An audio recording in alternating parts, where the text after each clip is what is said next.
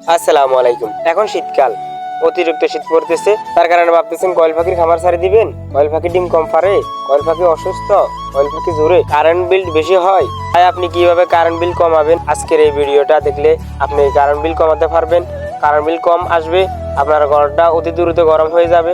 আমরা অনেকে জানি, অনেকে দেখছি যে ব্রয়লার মুরগির খামারে কিভাবে টইন দিয়ে, লার্কি দিয়ে অথবা কয়লা দিয়ে আগুন ধরিয়ে ঘরটাকে গরম করতে হয়।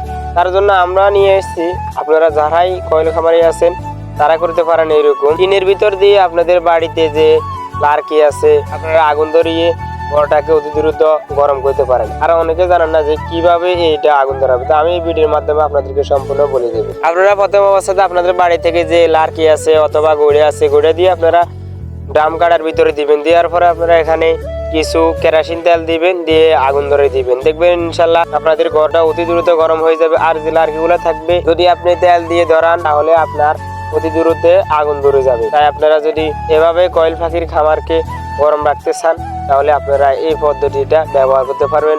আপনাদের কারেন্ট বিলও কম হবে, ঘরটা অতি দ্রুত গরম থাকবে, পাখি অসুস্থ হবে না, পাখিও ডিম দিবে ভালো মতন। গার্লিং পাখি যেগুলা সেগুলাকেও দিতে পারেন আপনারা, সেগুলা গরম থাকবে। এখন শীতকালের মৌসুম, আপনারা যদি সর্বনিম্ন আপনারা ঘরে 24 সেলসিয়াস আজকের ভিডিও পর্যন্ত। তো সবাই ভালো থাকবেন। আসসালামু আলাইকুম।